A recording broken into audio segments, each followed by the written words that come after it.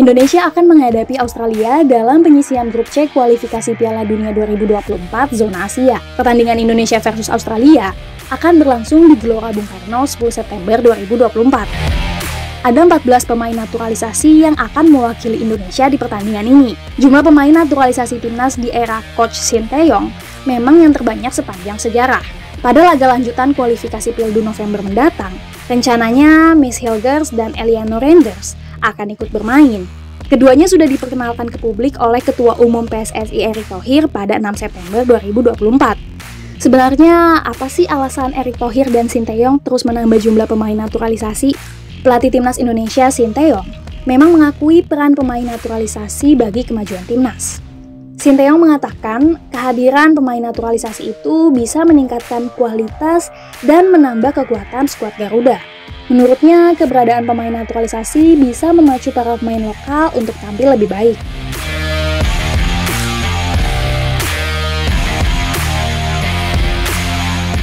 Hal itu diungkapkan Sinteyong bulan Maret lalu setelah Indonesia berhasil mengalahkan Vietnam pada laga grup kualifikasi Pildun. Para pengamat sepak bola juga melihat adanya dampak positif dari kehadiran pemain diaspora atau pemain naturalisasi.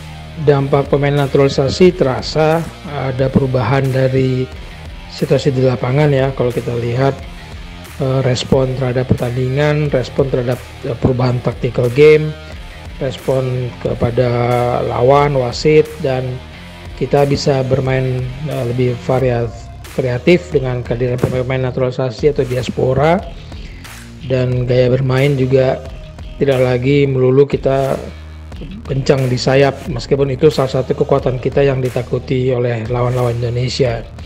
Jadi dampaknya pasti ada dan berpengaruh dan membuat perbedaan gaya bermain dan variasi permainan. Senada dengan Wesley, pengamat sepak bola Ma'ruf El-Rumi juga merasakan dampak positif kehadiran pemain naturalisasi. Kalau lihat dampak, memang ini bisa berdampak secara dalam jangka waktu singkat ya. Karena kalau kita lihat bagaimana kemudian penampilan dari timnas Indonesia itu sangat positif penampilannya, terutama ketika menghadapi tim-tim yang biasanya itu lebih baik dibandingkan dengan Indonesia. Kita mulai misalnya sebelum bagaimana penampilan dari pemain-pemain diaspora yang tampil di Piala Asia sebelumnya ya, di mana Indonesia untuk kali pertama berhasil lolos ke 16 besar. Itu juga tidak dilepaskan atau tidak bisa dilepaskan dari kehadiran pemain-pemain diaspora. Kemudian kita tarik lagi sekarang lolosnya Indonesia ke putaran ketiga di kualifikasi Piala Dunia ini, zona Asia, juga menjadi salah satu indikasi bahwa tim kita menjadi lebih kompetitif. Karena ini kan juga menjadi sejarah baru ketika kita lolos ke putaran ketiga. Dan kemarin ketika laga menghadapi Arab Saudi, kita juga melihat sebuah tim yang sangat mapan, tim yang matang, tim yang kemudian bisa memberikan perlawanan yang signifikan terhadap Arab Saudi, bahkan bisa mengimbangi permainan dari Arab Saudi. Dan kita hampir saja menang sebelum akhirnya kita kebobolan. Ini menjadi salah satu bukti bahwa pemain diaspora bisa meningkatkan kualitas dari timnas Indonesia secara keseluruhan, baik secara penampilan, secara strategi, dan kemudian secara hasil. Lantas, benarkah dengan menghadirkan banyak pemain naturalisasi bisa memacu semangat para pemain lokal? Para pengamat mengatakan sebenarnya ada banyak hal yang harus dilakukan stakeholder sepak bola Indonesia untuk bisa meningkatkan kualitas para pemain lokal. Karena hal itu bukan hanya tanggung jawab pemain semata. Pertama, jelas adalah bagaimana dari sistem pembinaan.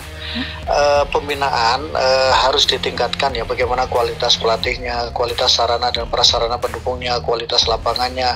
Itu menjadi sangat penting supaya para pemain muda kita itu mendapatkan pengalaman dan mendapatkan pengetahuan memang yang secara benar. Jadi pengetahuan baik dari secara taktik, pengetahuan juga dari secara teknologi, pengetahuan juga dari sisi bagaimana cara mengatur gizi mereka. Jadi itu sangat penting sejak di level usia dini. Yang kedua adalah kemudian memberikan kesempatan para pemain muda ini untuk mereka bisa merasakan yang namanya kompetisi. Yang ketiga tentu saja adalah bagaimana melahirkan sebuah kompetisi yang berkualitas, kompetisi yang tanpa prasangka, kompetisi yang membuat pemain itu benar-benar mereka bisa bermain dengan kemampuan mereka. Kompetisi yang kemudian memberikan kesempatan kepada mereka untuk mendapatkan sebuah nilai kompetitif dengan seluruh kerjasama seluruh stakeholder dari sepak bola Indonesia.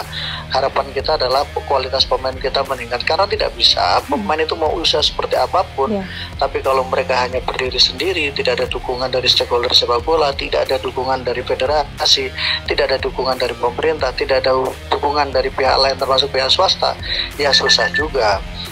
Menurutnya tidak adil jika mereka diminta bersaing dengan pemain naturalisasi, karena pemain naturalisasi memiliki kualitas sepak bola Eropa sejak mereka di level junior. Mereka didukung sarana dan prasarana Eropa yang sudah baik, berbeda dengan sepak bola Indonesia.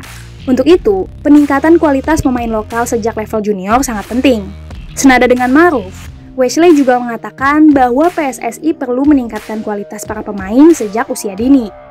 Ya, tentu saja strategi mengandalkan pemain diaspora naturalisasi ini nggak boleh berjalan terus-menerus, karena strategi itu harus diikuti juga dengan peningkatan kualitas kompetisi dalam negeri, pembinaan yang baik, kemudian juga membentuk pelatih-pelatih yang baik dari usia dini, dari SSB Academy, sehingga pondasi para pemain kita itu semakin baik, semakin kuat. Jadi pemain lokal juga bisa bersaing dengan saudara-saudaranya yang datang dari Eropa, sehingga perbedaannya nanti tidak terlalu jomplang. Jadi kita tidak bisa terus mengandalkan strategi jangka pendek, harus ada pembangunan jangka menengah dan jangka panjang, yaitu memperkuat kompetisi lokal dari kualitas pemain dari usia dini,